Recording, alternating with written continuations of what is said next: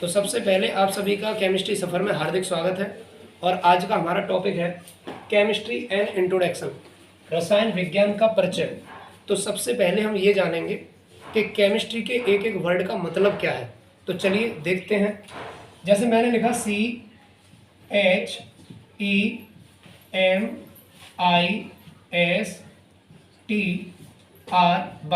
तो सबसे पहले हम जानते हैं कि इसके एक एक वर्ड का मतलब क्या है। चलिए देखते हैं। तो सी का मतलब है कम्युनिटी,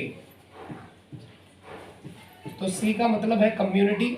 एच का मतलब है हेल्थ, एच का मतलब है हेल्थ। ई का मतलब है इन्वायरमेंट, इन्वायरमेंट। एम का मतलब है मेडिसिन। आई का मतलब है इंडस्ट्री। एस का मतलब है साइंस। टी का मतलब है टीचिंग। और यहाँ आर का मतलब है रिसर्च। और बाई का मतलब है यील्ड। तो जैसा कि मैंने आपको बताया कि केमिस्ट्री में एक एक वर्ड का मतलब क्या है, तो वो हमने लिख लिया है। अब हम जानेंगे कि इनका हिंदी मतलब क्या है। हम हिंदी में कम्युनिटी को क्या कहेंगे, तो वो आप जरूर जानिए, उसको भी हम लिखेंगे। कम्युनिटी को हिंदी में हम कहते हैं समुदाय।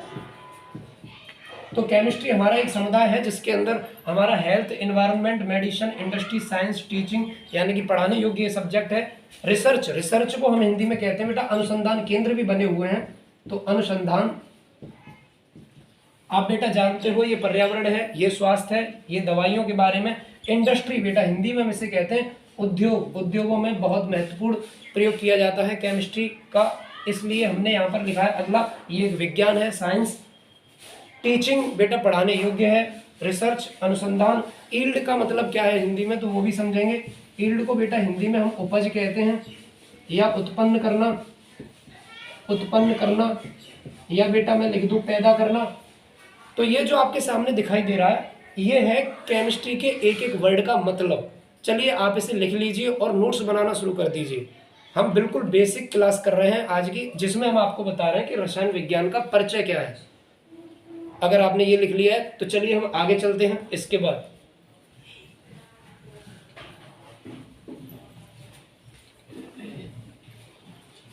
तो बेटा अब हम ये जानेंगे कि केमिस्ट्री शब्द की उत्पत्ति कैसे हुई। केमिस्ट्री शब्द की उत्पत्ति कैसे हुई, यानी कि अगर मैं इसे इंग्लिश में लिखूं तो origin of the word, origin of the word chemistry, यानी कि ये जो केमिस्ट्री शब्द है वो अस्तित्व में कैसे आया, इसकी उत्पत्ति के बारे में समझते हैं। तो सबसे पहले मैं आपको बताऊंगा, आप नोट्स बनाना बेटा, बहुत अच्छे नोट्स इसके बनाएंगे और बहुत ही बेसिक क्लास है। तो देखिए केमिस्ट्री शब्द की उत्पत्ति कैसे हुई है। मिस्र एक देश है, मिस्र जो मैंने लिखा है वो एक देश है बेटा, जिसकी राजधानी है काहिरा। राजधानी, जिसकी राजधानी क्या है, काहिरा। तो बेटा ये उत्तरी अफ्रीका महाद्वीप का एक देश है, इसे अरब देश कहते हैं, यानी कि उत्तरी अफ्रीका, अफ्रीका महाद्वीप के उत्तर का भाग, उत्तरी अफ्रीका महाद्वीप का एक देश है मिस्र देश। बेटा इसका पुराना नाम होता था, इसका पुराना नाम मैं यहाँ पर लिख दे रहा हूँ, पुराना नाम, यानी कि इसका जो प्राचीन नाम था ना मिस्र का, वो था बेटा कीमिया। कीमिया इसका प्राचीन नाम था, कीमिया। इसका नाम कीमिया इसलिए था क्योंकि यहाँ की मिट्टी काली थी, काली मिट्टी की वजह से, काली मिट्टी की वजह से बेटा इसका नाम था कीमिया। तो बेटा मिस्र एक देश है, मैं बता रहा हूँ कि केमिस्ट्री शब्द किस देश से आया है, मिस्र देश से आया है। मिस्र का पुराना नाम है कीमिया, और कीमिया के जो लोग होते थे उन्हें हम केमी कहते थे। क्या कहते थे, केमी। और वहीं से हमारा शब्द बन गया बेटा केमिस्ट्री, केमिस्ट्री। आप हिंदी में, इंग्लिश में इस वाली बात को लिख सकते हो, यानी कि बेटा केमी शब्द ये बना, और केमी के बाद ये जो शब्द बना केमिस्ट्री। तो अगर हमसे ये पूछा जाए कि केमिस्ट्री शब्द की उत्पत्ति किस देश से हुई है, तो बेटा मिस्र देश से हुई है। मिस्र देश का पुराना नाम है कीमिया, और कीमिया जो देश था उसमें मिट्टी वहाँ की काली थी, इसलिए वहाँ के लोगों को हम केमी कहते थे और उसी शब्द से बन गया केमिस्ट्री। तो बेटा अब ये जानेंगे कि ये मिस्र देश से ही उत्पत्ति क्यों हुई है। चलो हमें पता चल गया इसका पुराना नाम है कीमिया। अब यहीं से क्यों उत्पत्ति हुई, ऐसी क्या खास बात थी इस देश में, तो वो वाली बात मैं जरूर आपको लिखाऊंगा।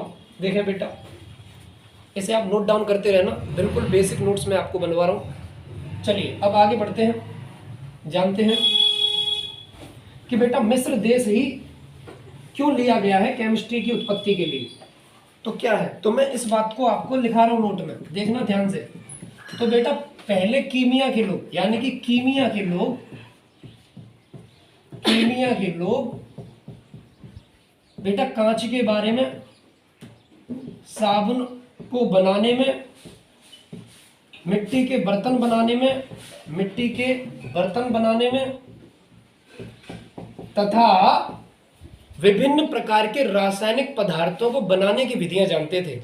बेटा पहले पुराने समय की बात कर रहा हूं, जब मिस्र देश का नाम था कीमिया, तो वहां के जो लोग होते थे वो कांच को बनाना जानते थे, रंगीन कांचों को बनाते थे, और बेटा साबुन बनाने की विधियां जानते थे, मिट्टी के बर्तन बनाना जानते थे, तथा विभिन्न प्रकार की, मैंने लिखा विभिन्न प्रकार की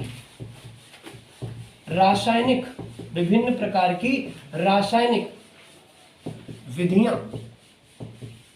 विधियां बनाना जानते थे। चलो अब आपको ये भी पता चल गया कि मिस्र देश से ही ये शब्द की उत्पत्ति क्यों हुई है, क्योंकि वहां के लोगों को इन पदार्थों के बारे में पहले से ही ज्ञान था, तो वहीं से इस शब्द की उत्पत्ति हुई है। अब आगे चलते हैं। हमने देखो सबसे पहले बताया कि केमिस्ट्री के एक एक वर्ड का मतलब क्या है, जो बहुत ही बेसिक है। हमने फिर दूसरी बात आपको ये बताई कि केमिस्ट्री शब्द की उत्पत्ति किस देश से हुई है। अब बात करते हैं आगे, चलिए इसके बाद बेटा हम जानेंगे, देखें ध्यान से एक एक बात को, कि रसायन विज्ञान के जनक किसे कहते हैं। मैंने लिखा रसायन विज्ञान के जनक किसे कहते हैं, जिसे हम बेटा कहते हैं फादर ऑफ केमिस्ट्री। तो बेटा रसायन विज्ञान के जनक की बात करेंगे, तो रसायन विज्ञान के जो जनक हैं इन्हें हम कहते हैं एंटोनियो लेवोइजर। हिंदी में मैं लिख दे रहा हूं बेटा, इसे हम कहते हैं एंटोनियो लेवाइजर। इन्हें बेटा रसायन विज्ञान का जनक कहा जाता है। ये जो व्यक्ति हैं ये बेटा फ्रांस की राजधानी पेरिस में पैदा हुए थे, यानी कि ये जो व्यक्ति हैं वो फ्रांस के व्यक्ति हैं, फ्रांस के रसायनज्ञ हैं। अब सवाल ये उठता है कि रसायन विज्ञान के जनक हम कहते हैं लेवाइजर को, क्यों कहते हैं, ऐसा क्या इन्होंने किया है, तो वो भी जानेंगे। तो मैं अगले पॉइंट में बिल्कुल बेटा एक एक चीज़ को नोट्स बनाना और लिखते जाना, क्योंकि मैं सारी क्लासें यूट्यूब पर आपकी फ्री में आपको प्रोवाइड कराने वाला हूँ लगातार। तो आप लिखते जाइए, नोट्स बनाते जाइए, किसी कोचिंग की शायद आपको आवश्यकता नहीं पड़ेगी। अब देखिए बेटा, मैंने बताया कि इनको रसायन विज्ञान का फादर कहा जाता है, क्यों, वो भी समझेंगे। चलिए, तो मैंने यहाँ पर लिखा, हम बेटा क्यों कहते हैं, क्यों इनको हमने फादर क्यों कहा, तो हम यहाँ पर बताएंगे क्योंकि इन्होंने सबसे पहले वायु में नाइट्रोजन व ऑक्सीजन की उपस्थिति को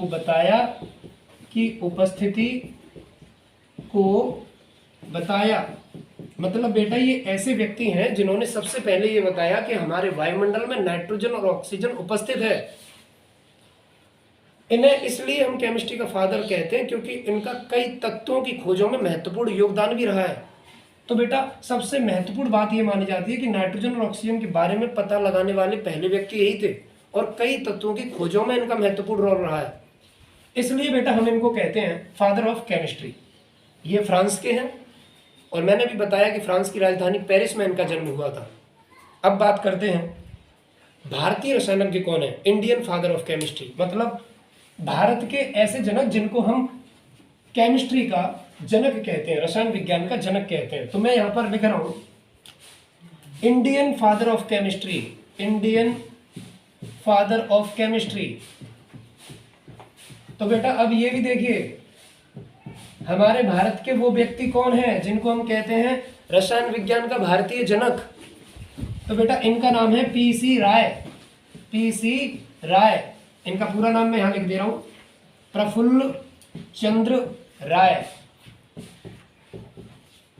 ये बेटा भारत के कोलकाता से हैं। तो ये बेटा कोलकाता में यहाँ पर लिख दे रहा हूँ, कोलकाता, बंगाल में इनका जन्म हुआ था, कोलकाता में यहाँ पे लिख दे रहा हूँ। तो बेटा ये प्रफुल्ल चंद्र राय हैं, इनको हम अपने भारत में the nitrate man of India के नाम से जानते हैं, the nitrate man of India, man of India के नाम से हम जानते हैं। The nitrate man of India कौन है? प्रफुल्ल चंद्र राय। बेटा ये कोलकाता में एक इंस्टीट्यूट है जिसका नाम है बिड़ला, बिड़ला औद्योगिक, बिड़ला औद्योगिक या प्रौद्योगिक, प्रौद्योगिक संग्रहालय, संग्रहालय। तो बेटा अगर हम कोलकाता में जाएं और इस जगह पर जाएं बिड़ला औद्योगिक या प्रौद्योगिक संग्रहालय, तो बेटा यहाँ पर इनकी बहुत बड़ी प्रतिमा यानी कि एक प्रतिमा बनी हुई है, इनकी मूर्ति बनी हुई है इस इंस्टीट्यूट में, बिड़ला इंस्टीट्यूट में इनकी प्रतिमा भी बनी हुई है। किनकी? बेटा पीसी राय की। ये बहुत फेमस थे, बहुत ही ईमानदार व्यक्ति थे और इन्हें नाइट्रेट मैन ऑफ इंडिया इसलिए कहा जाता है क्योंकि इन्होंने नाइट्रेटों पर अध्ययन किया, जैसे पोटेशियम नाइट्रेट, सोडियम नाइट्रेट, तो जितने भी नाइट्रेट हैं उन पर इन्होंने ज़्यादा अध्ययन किया, इसलिए हम इन्हें भारत का नाइट्रेट मैन कहते हैं। अब बेटा आगे चलते हैं, चलिए इसके बाद हम आगे चलेंगे, ठीक है। आप सारी जानकारी बेटा लिखते रहिए, बड़े ही काम की हैं। और आज हमारी ये बेसिक क्लास है जिसमें हम बहुत बेसिक बातें आपको बता रहे हैं। चलिए, तो मैंने कहा यहाँ पर ऐसे भारतीय रसायनज्ञ कौन है, ऐसे भारतीय रसायनज्ञ कौन है जिन्हें भारत रत्न मिला है, जिन्हें भारत रत्न मिला है। ये क्वेश्चन बेटा बहुत अच्छा है, ये क्वेश्चन बहुत अच्छा है। ऐसे भारतीय रसायनज्ञ कौन है, यानी कि ऐसा व्यक्ति कौन है जिन्हें भारत रत्न मिला है, सम्मानित किया गया है और वो एक रसायनज्ञ हैं, और वो भी कहाँ के? भारत के। चलिए बेटा मैं आपको बता रहा हूँ, CNR राव, इनका पूरा नाम है चिंतामणि नागेश रामचंद्र राव। तो बेटा ये मैंने इनका पूरा नाम लिख दिया, चिंतामणि नागेश रामचंद्र राव। ये वो व्यक्ति हैं जिनका जन्म बेंगलोर में हुआ है, मतलब ये बेंगलोर, भारत जो हमारा बेंगलोर है वो आपका कर्नाटका राज्य में पड़ता है, कर्नाटका, जिसे हम कर्नाटक बोल देते हैं। कर्नाटक के बेंगलोर में बेटा इनका जन्म हुआ था। इस कर्नाटक को ना पहले मैसूर बोला जाता था बेटा, पुराने समय में हम इसे मैसूर बोलते थे, इतिहास में हम पढ़ते भी हैं। और वैसे भी आपको देश और राजधानियां तो पता होनी चाहिए, ये काफ़ी इंपॉर्टेंट रहती हैं। तो बेटा हमें ये भी पता चल गया कि इनको भारत रत्न मिला कब है, कौन सी डेट में मिला है। तो मैं एक्चुअल आपको फिक्स करके बता दूं कि 2013 में इनको भारत रत्न मिला है। CNR राव को 2013 में भारत रत्न दिया गया है। तो बेटा मैंने आपको बताया, सबसे पहले मैंने आपको बताया कि केमिस्ट्री के एक एक वर्ड का मतलब क्या है, फिर मैंने आपको ये बताया कि केमिस्ट्री शब्द की उत्पत्ति कौन से देश से हुई है, फिर मैंने आपको ये बताया कि फादर ऑफ केमिस्ट्री कौन है, इंडियन फादर ऑफ केमिस्ट्री कौन है, और इसके बाद मैंने आपको बताया कि ऐसे भारतीय रसायनज्ञ कौन है जिन्हें भारत रत्न भी मिला है। मैंने अभी लिखाया है CNR राव। बेटा ये सारी जानकारी आपको होनी चाहिए। अब बात करते हैं प्रमुख कि केमिस्ट्री है क्या, व्हाट इज केमिस्ट्री। तो चलिए इसके बाद बात करते हैं रसायन विज्ञान क्या है, रसायन विज्ञान क्या है। तो बेटा इसको भी समझेंगे। जैसा कि आप देख पा रहे हैं ऊपर हमने आज का जो टॉपिक रखा है रसायन विज्ञान का परिचय, छोटी छोटी जानकारियां मैं आप तक पहुंचाने की कोशिश कर रहा हूं।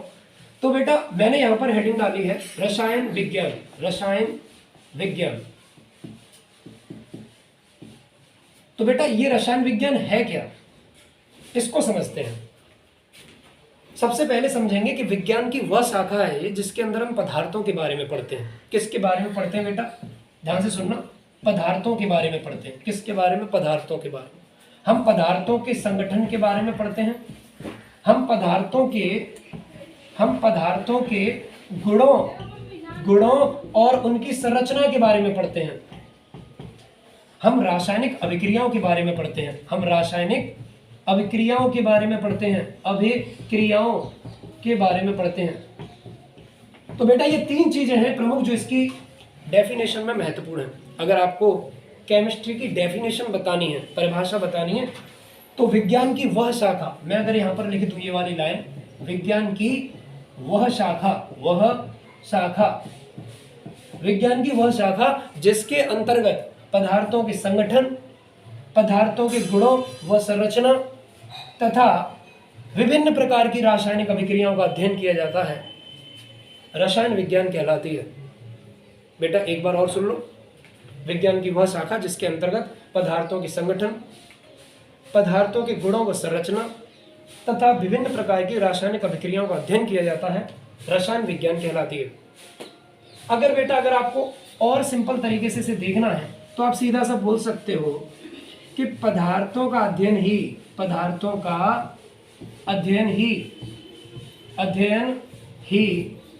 रसायन विज्ञान कहलाता है, रसायन विज्ञान कहलाता है। बेटा अगर आपसे कोई ये पूछता है और आप इन सब चीजों की देखो, इसमें भी पदार्थ है, इसमें भी पदार्थ है, और मतलब रासायनिक अभिक्रियाएं भी पदार्थों के बीच में हो रही हैं, तो एवरीथिंग इज मैटर और सब्सटेंस। तो बेटा सब चीज पदार्थ है, वही हम कहते हैं कि the matter of substance is called chemistry, study of the matter of substance is called chemistry. पदार्थों का अध्ययन ही रसायन विज्ञान कहलाता है। तो मैं ये समझ सकता हूँ कि बेटा रसायन विज्ञान की जो डेफिनेशन है वो बहुत अच्छे से आपके समझ में आ जानी चाहिए। तो बेटा पदार्थों के संगठन, पदार्थों के गुणों, रासायनिक अभिक्रियाओं, या फिर अगर आप ये नहीं बोल पा रहे हो तो सीधा बोल दो पदार्थों का अध्ययन ही रसायन विज्ञान कहलाता है। चलिए आप इसे नोट डाउन कर लीजिए, फिर मैं इसके बाद करता हूँ।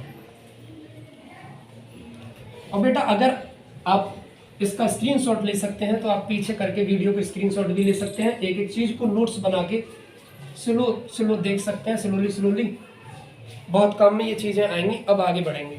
मैंने बताया केमिस्ट्री के बारे में, केमिस्ट्री क्या है, पदार्थ का अध्ययन ही रसायन विज्ञान है। अब ये समझेंगे कि ये जो रसायन विज्ञान की शाखाएं हैं, ये जो रसायन विज्ञान की शाखाएं हैं, रसायन विज्ञान की शाखाएं का मतलब बेटा ये हो गया ब्रांचेज। हम ब्रांचेज की अगर बात करें,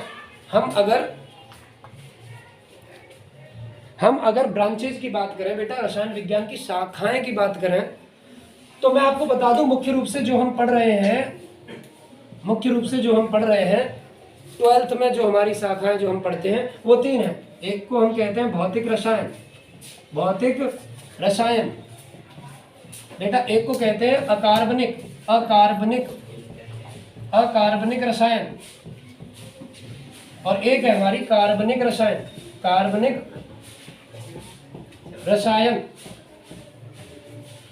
बेटा होती और भी हैं, जैव रसायन, विश्लेषणात्मक रसायन, कृषि रसायन, औद्योगिक रसायन, बहुत सारे रसायन हैं। लेकिन हमारे इंटर में पढ़ने के लिए मुख्य रूप से हमने 3 शाखाएं लिखी हैं विज्ञान की।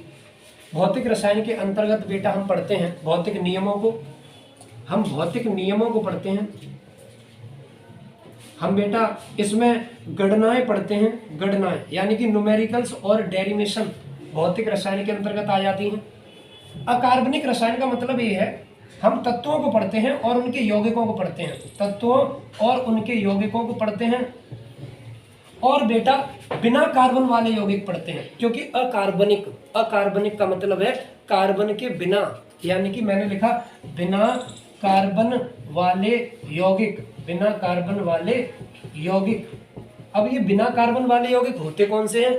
जैसे बेटा मैंने आपको बताया NH4Cl, K2SO4, H2SO4, KMNO4 आदि। बेटा ये जो मैंने लिखे हैं ना, इनमें कहीं भी कार्बन नहीं है, इसका मतलब ये सभी बिना कार्बनिक वाले यौगिक हैं, इनको हम बोलेंगे अकार्बनिक यौगिक, या और ये किसके अंतर्गत आ रहे हैं? अकार्बनिक रसायन के अंतर्गत आ रहे हैं। वैसे बेटा इसमें अगर मैं बात करूं तो इसमें हम कहेंगे कार्बन, कार्बन वाले यौगिक, कार्बन वाले यौगिक हम इसमें पढ़ते हैं। कार्बन वाले यौगिक यहाँ पे लिख दे रहा हूँ, कार्बन वाले यौगिक हम इसमें पढ़ते हैं। जैसे मैं यहाँ पर लिखूँ C6H6, C2H5OH, C6H5OH, तो ऐसे बहुत सारे यौगिक हैं, glucose, fructose, lactose, maltose, sucrose, तो ये बहुत सारे यौगिक हैं जो कार्बनिक रसायन के अंतर्गत आते हैं। चलिए मुख्य रूप से ये शाखाएं होगी बेटा रसायन विज्ञान की जो आपके सामने है, भौतिक रसायन, अकार्बनिक रसायन तथा कार्बनिक रसायन। भौतिक रसायन के अंतर्गत हम नियम और गणनाएं पढ़ते हैं, इसमें बिना कार्बन वाले यौगिकों की चर्चा करते हैं और इसमें कार्बन वाले यौगिकों की चर्चा करते हैं। जैसा कि अभी आपको बताया था मैंने कि केमिस्ट्री की परिभाषा में मैंने मुख्य रूप से बताया कि पदार्थों का अध्ययन करते हैं। अगर मैं आपसे ये पूछूं कि पदार्थ किसे कहते हैं तो अब उसके बारे में भी चर्चा करेंगे। बेटा चलिए आगे बढ़ते हैं। बेटा स्क्रीनशॉट ले लेना अगर आपको नहीं समझ में आ रहा है तो आप वीडियो को पीछे करके देखें और स्लोली देखें एक एक चीज को। बहुत ही अच्छे से मैंने सारी चीजें आपको बताई हैं। देखिए बेटा मैंने यहाँ पर आपको बताया कि पदार्थों का अध्ययन ही रसायन विज्ञान कहलाता है, यानी कि पदार्थों के बारे में विशेष रूप से बताया। तो अब आप ये समझिए पदार्थ किसे कहते हैं, यानी कि इसे आप मैटर या सब्सटेंस बोल देते हैं, सब्सटेंस। तो बेटा अब ये समझते हैं कि ये जो मैंने लिखा है पदार्थ, ये होता क्या है, पदार्थ की परिभाषा क्या है। तो बेटा हर वो वस्तु जो स्थान घेरती है, हर वो वस्तु जो स्थान घेरती है और जिसमें द्रव्यमान होता है, द्रव्यमान होता है। बेटा पदार्थ की डेफिनेशन देख लो, हर वो वस्तु जो स्थान घेरती है और जिसमें द्रव्यमान होता है उसे पदार्थ कहते हैं। बेटा ये बेसिक सी डेफिनेशन है जो हर बच्चे को पता होनी चाहिए।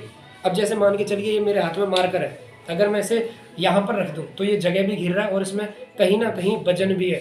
तो द्रव्यमान एक प्रकार का वजन, यानी कि हर वो वस्तु जो जगह घिर रही है और जिसमें वजन भी है। ध्यान से सुन लो। तो जैसे बुक यानी कि किताब, कुर्सी, मेज, ये सारी चीज़ें कहीं ना कहीं जगह भी घेर रही हैं और इनमें वजन भी है। तो हर वो वस्तु जो स्थान घेरती है जिसमें द्रव्यमान होता है उसे हम क्या कहते हैं? पदार्थ। जैसे मैंने अभी आपको बताया कलम, और मैंने आपको बताया मेज, मैंने आपको बताया पुस्तक। आपके आसपास जितनी भी वस्तुएं हैं वो सब पदार्थ है, यहाँ पर लिख दिया। ऐसी बहुत सारी चीजें हो सकती हैं। तो बेटा ये रहा हमारा पदार्थ का डेफिनेशन। एक पदार्थ ऐसा भी होता है बेटा जो हमें दिखाई नहीं देता, जिसे हम कहते हैं हवा। क्या कहते हैं? हवा। न दिखने वाला पदार्थ है, न दिखने वाला पदार्थ है हवा, न दिखने वाला पदार्थ है। तो बेटा ये बेसिक सी जानकारी मैंने पदार्थ तक आपको दे दी है। उम्मीद करता हूँ कि आपको यहाँ तक सारी चीज़ें समझ में आई होंगी। अब मैं जो अगली वीडियो बनाऊंगा उसमें मैं आपको कराऊंगा पदार्थ का वर्गीकरण, यानी कि यहाँ से आगे। आज के लिए इतना ही, धन्यवाद।